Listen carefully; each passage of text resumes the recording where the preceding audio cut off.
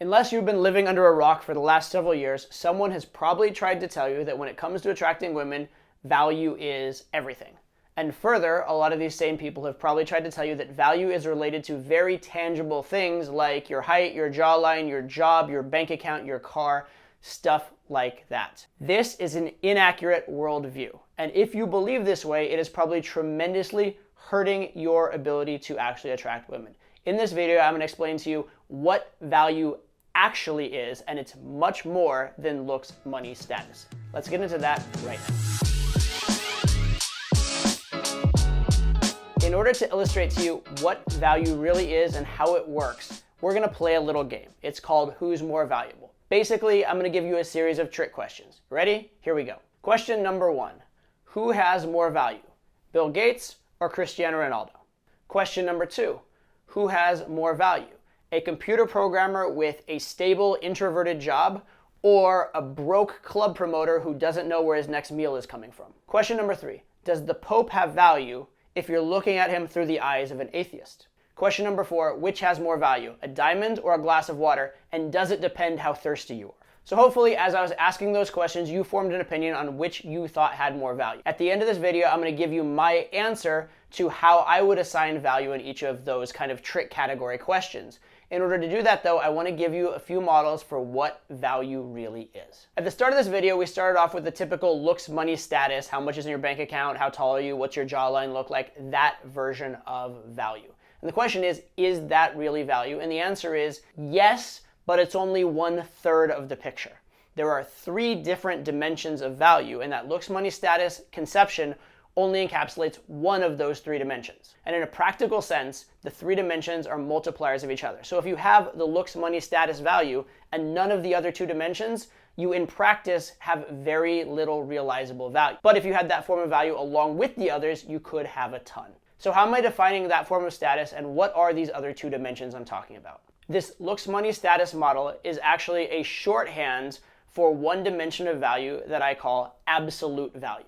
And if I were to define absolute value for it, here's how I would put it.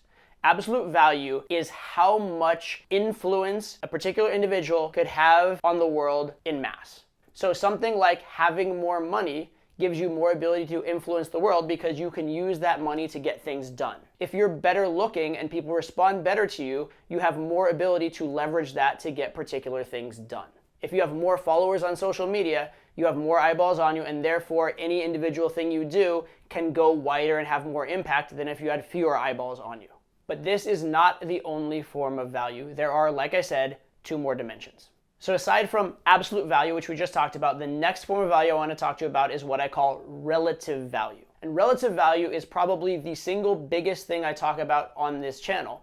Because when you talk about things like game or attraction or flirting or frame control, what you're talking about is relative value. And I'm going to define relative value in the following way. When 2 human beings are directly interacting, the nature of that interaction will dictate who is higher value from moment to moment in that interaction. And it's very possible that someone who is higher absolute value in the world may within that interaction feel like the lower value person. They may start within that context acting as lower value even if they are higher absolute value. On an attraction level, you can see examples of this when, say for example, a rich, beautiful woman with lots going for her is dating a guy who her parents and friends all think is a loser, and she's super attached to him and will go to the ends of the earth for him. Her absolute value, the perception of her value in society at large, the resources she has, the ability to persuade people and change things in the world is much larger than his overall. However, within the relationship, he's the one in charge, he's the one in control, he's the one who's dictating things, and she's the one chasing him. This is an example where his relative value is trumping her absolute value. Within an interaction, it's very common that if one person seems to need the interaction less than the other person needs it more and starts chasing them, the fact that they're chasing starts to set them up as the lower relative value person in the interaction. Or we take the idea of someone qualifying themselves. If someone feels the urge, the need to impress or win over the other person, the fact that they're qualifying, trying hard for the other person's approval, starts to set them up as the lower relative value person in the interaction. Another example where we can see the effects of relative value very clearly is if you have a hierarchy, i.e. a difference in absolute value, where someone lower in that hierarchy actually has more influence. Like, let's say, for example, you're in a workplace and there is the boss who writes the paychecks and can fire people, but there's an employee who's very well liked and sort of against the boss, and people tend to side with that employee against the boss, tend to almost mutiny, or tend to dislike the company or do things to favor the employee over the boss because of that likability, because of the draw they have to that person on a personality level. Another very clear example of relative value would be when you're texting with a girl and she's texting back regularly and you feel very confident, and then all of a sudden she doesn't respond to you and you start feeling a loss, feeling like chasing, feeling devalidated, and you start to like the girl more from her lack of attention to you. That's a situation where your perception of the relative value of the interaction has changed, and that changes how you feel about the whole relationship. So that's two of the dimensions of value. The third one is a dimension that I personally call and personally think of as accessibility to value. But when I've explained this to people, they found it a lot clearer when I called it transactional value. So you can think of it based on either way. Accessibility value, how accessible is your value to the other person, or transactional value, is there a transaction available for that exchange of value? However you want to think about it, that is the third dimension of value. And here's how it works. While absolute value is defined as a person's ability to influence the world at large, the transactional value or accessibility of value relates to the fact that for some people, that influence on the world is much, much, much bigger than for others. So let's say that you are in college and you have to turn in a paper, you're turning in late, you show up to go turn it in, the door's locked. And there's that custodian there who can let you into the building and let you drop that paper off so you don't get the paper late, you don't fail your college class. So that custodian's absolute value in the world is not particularly high, at least based on his job position. But to you in that moment, his value is through the roof because he can change your entire academic career, perhaps the entire trajectory of your life based on how that class goes. So while that person's absolute value is relatively low, their transactional value to you is extremely high.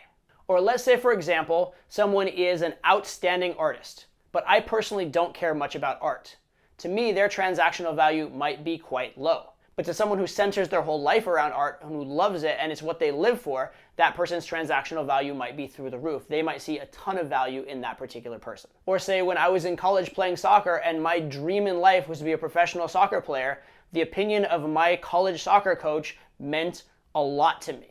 However, his influence in the world at large is not really that great. So he had huge transactional value, or there was a huge amount of accessibility of his value to me, but his absolute value in the world wasn't necessarily so big. Now, obviously, there is a correlation between absolute value and transactional value. The more absolute value someone has, the more likely they are to have some level of transactional value to a particular individual. But disparities in transactional value can be absolutely huge. So it's important to realize that for any particular individual, the transactional value is likely to matter more than the absolute value in a lot of cases.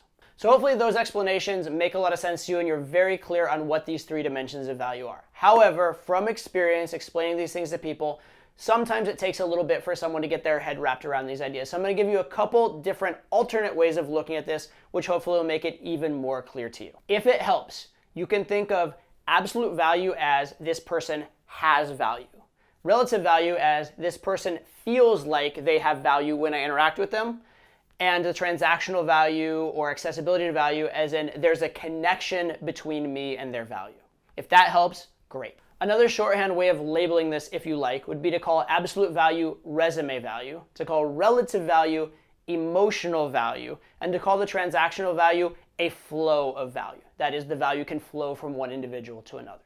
Again, just another way of saying it. It's exactly the same thing I just explained before, but if these words or these labels help you understand it better, go ahead and use them. As a final thought experiment to make these distinctions clear, I'm going to give you an example of what it would look like if a particular individual had one of these forms of value and none of the others, if they were truly a one-dimensional individual. Here's what each form of value would look like. You could think of absolute value as a guy who is the CEO of a tech company that's worth a lot of money, but he's not yet receiving a paycheck from it. He doesn't have a way of cashing out. All his assets are tied up in the company, and he spends all his time on the company, so he's not really interacting with a lot of people or building anything socially. That's a guy that is the epitome of absolute value with none of the other types of value. An example of a guy with relative value without either of the other forms of value would be the guy who dropped out of school to go practice pickup. And so he can instigate, he can pass shit tests, he can frame control. When you're in an interaction with this person, he knows how to be aloof in a way that makes him seem high status, but his only experience in life is living in his parents' basement and having random meaningless hookups with girls. He probably can't even talk about his own life stories other than within a dating context. And finally, an example of someone who has a conduit to value without any value from the other categories to put into that conduit, i.e. someone who has transactional value only without the other forms. This would be illustrated by someone who has an esoteric, obscure hobby in common with their crush, and for that reason thinks they're soulmates, but their crush does not know they exist, does not find a lot of other value in them. So they're like, oh, this person has the thing in common with me, so what? At best, they're a friend, at worst, they're an annoyance.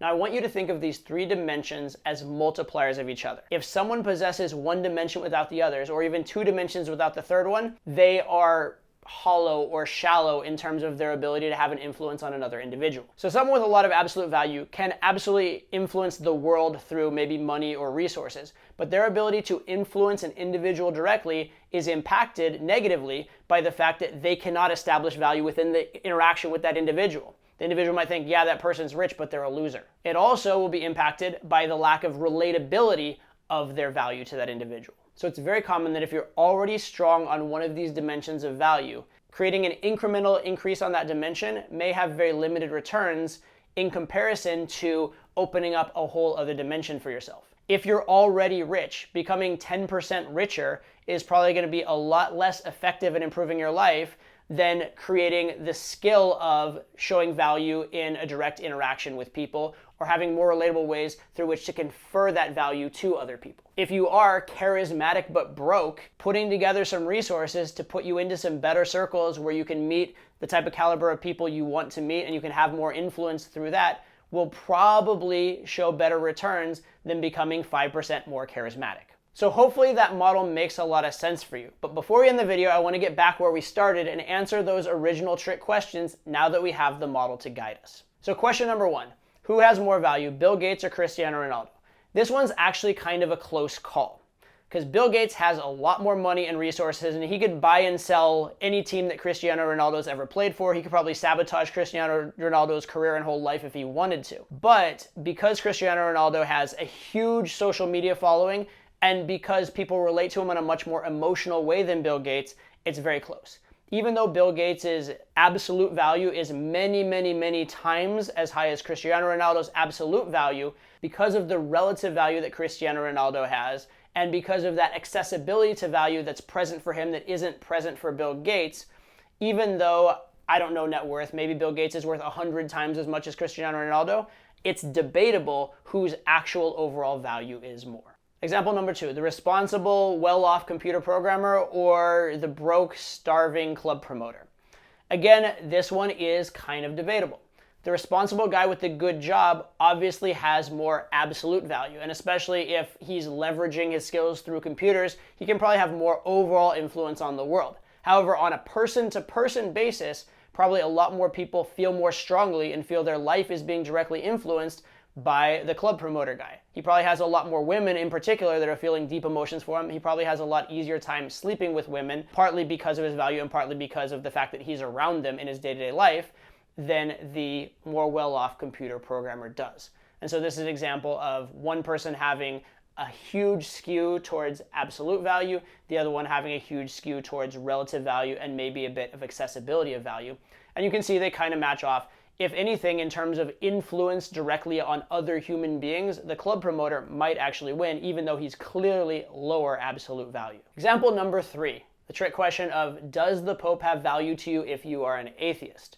The answer is probably yes, because he's just an influential person in the world in general, but he would not have more value to you than, for example, a successful business person that has a lot of resources or something like that. However, to someone who follows his religion, the Pope might be the absolute paradigm of value. He might be the most valuable person in the entire world. And so this shows accessibility of value. To a Catholic, the Pope is very, very important. But to a non-Catholic, the Pope's apparent value is a tiny, tiny, tiny fraction of what it would be to someone who follows that religion. So this is an example of the importance of accessibility of value. And then finally, the question, which has more value, a diamond or a glass of water, and does it depend how thirsty you are? The answer is the diamond absolutely has more value, except in the case that you are so thirsty you are about to die. If you're going to die before you can gain any value from the diamond, then the accessibility of the value is 0. Therefore, as a multiplier, the whole equation goes to 0.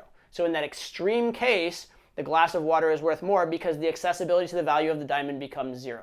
Assuming you can survive long enough to exchange that diamond for another glass of water or a Gatorade or something like that, then the diamond is clearly worth more. So that's a lot of theory, and the model may still not be 100% clear to you, but hopefully it makes a lot of sense overall. Here's the major takeaway. Just understand that these 3 dimensions of value exist because people get very focused on pursuing absolute value. Our whole society is pushing you to think about absolute value, absolute value, absolute value. Looks, money, status, job, car, appearance. While that is important, it's only one of the 3 multipliers.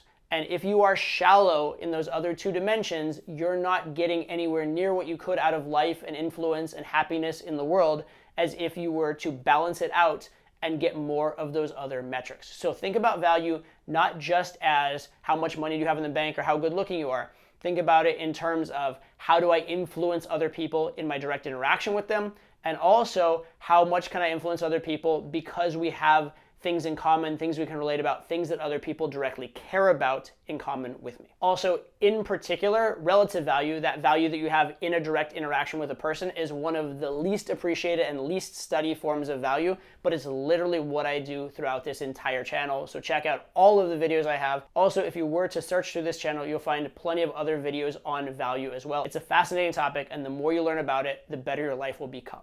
So check that out as well. Thanks for being here. I value you. See you in the next video. Take care.